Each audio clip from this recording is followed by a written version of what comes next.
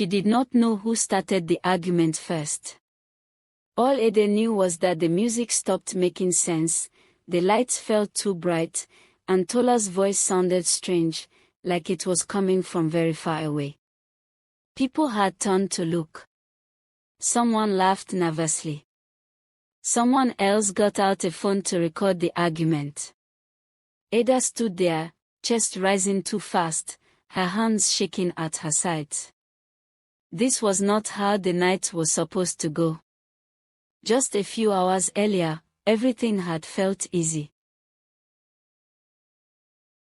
Ada and Tola go way back. They were the kind of friends people admired and called sisters.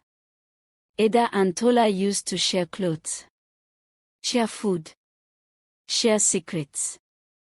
They met as teenagers and grew together into women who knew how to move through the city. They knew which streets were safe at night and which smiles meant trouble. They protected each other. When Ada cried over a boy, Tola stayed. When Tola messed up, Ada covered for her. They dreamed out loud. Trips. Money. Soft life. December always brought excitement. Parties.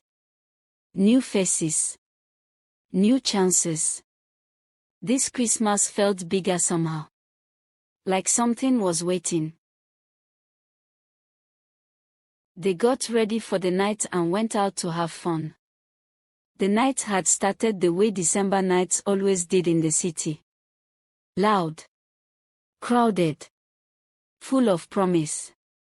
The streets were alive with traffic and laughter, with vendors shouting and music spilling from cars.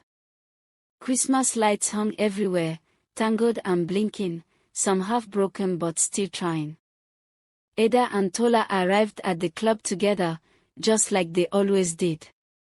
Ada wore a soft champagne-colored satin dress that hugged her body gently. Her long black hair fell down her back, straight and shiny, brushing her waist when she walked. She felt good. Not perfect, but good enough to smile without forcing it. Tola walked beside her in a deep red dress that showed her curves proudly. Her short natural curls were defined and neat, framing her face. She moved with confidence, her head high, her lips curved into a knowing smile. They do this together a lot. They talked as they walked, laughing over nothing important. Small jokes. Complaints about traffic. Who owed who money from last weekend? The kind of talk that only made sense when you had known someone for years. Inside the club, it wrapped around them instantly. Music hit hard. Bass stamped against their chest. Bodies pressed together. The smell of perfume, sweat, and alcohol mixed into something sharp and familiar. Ada raised her hands and let herself move with the music. Tola joined her, hips rolling, shoulders loose. They laughed loudly, bumping into each other on purpose. This was their space. For a while, nothing else mattered. Then Ada felt it. That small pull at the back of her neck. The quiet awareness that someone was watching her.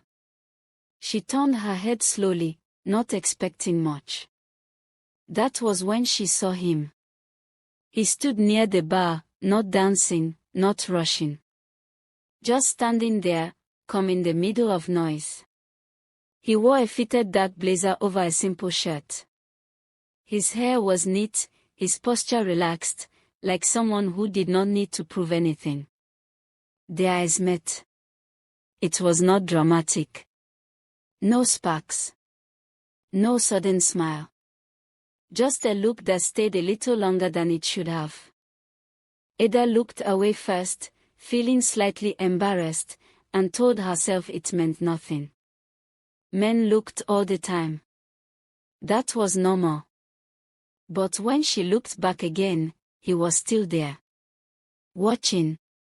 Later, when he walked over, it felt natural. Like something that had already been decided.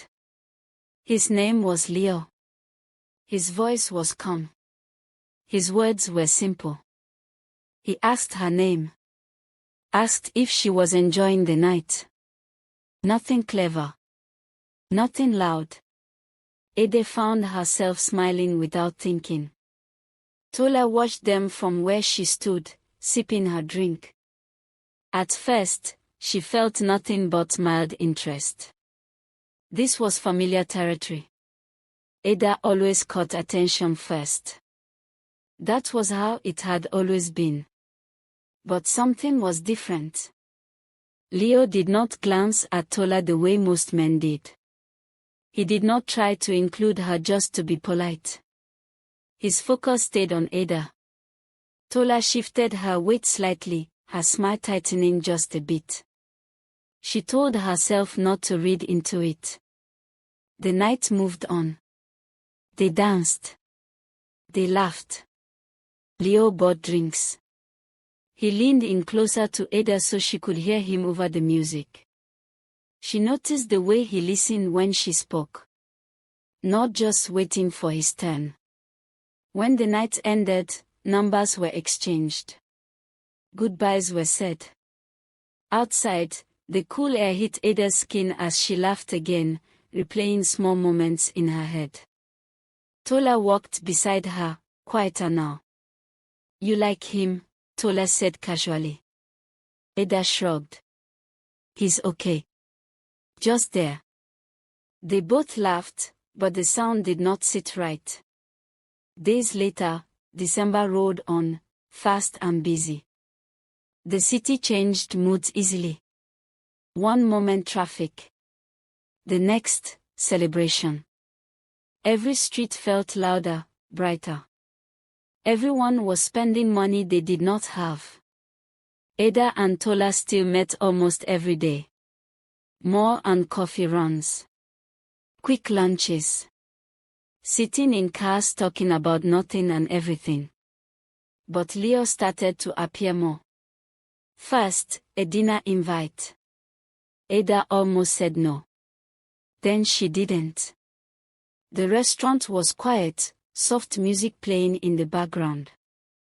Leo talked about being away, about coming back for Christmas, about how the city felt different when you had been gone too long. Ada listened. She told him about her work, about her plans, about nothing important and everything important at the same time. He paid without making a show of it. After dinner, he dropped her off and didn't try to push for more. Just smiled and said goodnight. That stayed with her. Soon, dinners became lunches. Lunches became drives. Small gifts appeared. Shoes she mentioned once. A bag she admired quietly.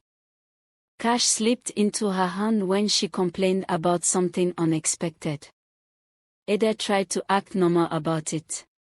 She told Tola everything. Or almost everything. Tola listened, nodded, smiled. But inside, something twisted tighter each day. She noticed the glow on Ada's face. The way Ada checked her phone. The way her laughter sounded lighter. "What about us?" Tola asked one evening, half joking, half serious, as they sat in Ada's apartment. Ada laughed. Nothing has changed. But something had actually changed. Tola started to feel like she was standing slightly behind. Watching instead of sharing. She told herself it would pass. But somehow and somewhere along the way, she got very envious and could not control it. Then came the night she followed an advice she should not have listened to. It was a quiet place, hidden between buildings. She had gone to see a herbalist. The man inside spoke slowly. His eyes seemed to see too much. Tola did not explain everything. She did not need to. The herbalist gave her a charm that was meant to make her more attractive to Leo. The charm was small, wrapped, ordinary looking. "This works," the man said. But remember, it does not like lies. Tola nodded quickly. She did not ask what that meant, she didn't ask for detailed explanation. At first, nothing seemed wrong. Leo began calling more. Showing up without notice. Wanting to see Ede constantly. When she was not around, he seemed restless. Ada noticed it too, but she thought it was affection growing. Then small things changed. Leo stopped sleeping well. He grew quiet sometimes, distant in moments that should have been easy. He rubbed his temples often. His smiles faded faster. Ada asked if he was okay. I don't know, he said honestly. I just feel heavy. Tola watched it all from the side. Fear crept in slowly. Christmas drew closer. The city grew louder. Parties filled every night. But the space between Ada and Tola felt wider than ever. And that night, back in the club, when words finally flew and eyes turned to watch, Ada realized too late. Some nights are not just nights. Some nights are the beginning of endings.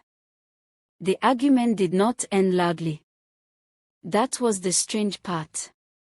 After the sharp words and shaking voices, after the staring crowd and the awkward silence, Ada and Tola walked away from each other without a final sentence. No goodbye. No promise to talk later.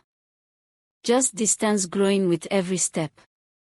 Outside, the night air felt colder than before. Ada walked alone to her car, her heels clicking against the pavement, her hands trembling as she searched for her keys. Her reflection in the window looked unfamiliar. Too tense. Too alert. Like someone who had just crossed a line and did not know how to go back.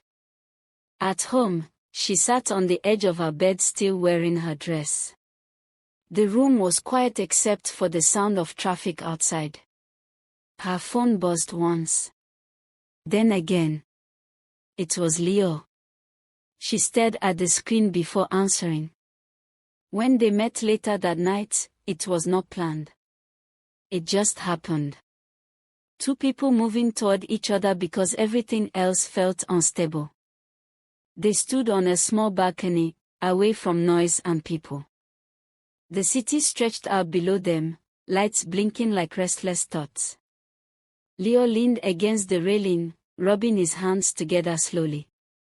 I didn't expect this, he said. Ada nodded. Me neither. She wanted to explain everything. Our friendship. The history. The tension. But the words felt heavy and useless. They stood close without touching. The air between them felt thick. Leo turned to face her. His eyes searched her face, like he was looking for permission and warning at the same time. When he leaned in, Ada's breath caught. She did not move away. The kiss was soft. Careful. Short. But it settled something inside her that had been restless for weeks. When they pulled apart, neither of them smiled. This was no longer light fun. Something real had begun. Elsewhere, Tola sat alone in her apartment, lights off, phone face down on the table. The charm lay where she had left it, small and quiet, like it was listening. Her chest felt tight. She thought of the woman's words.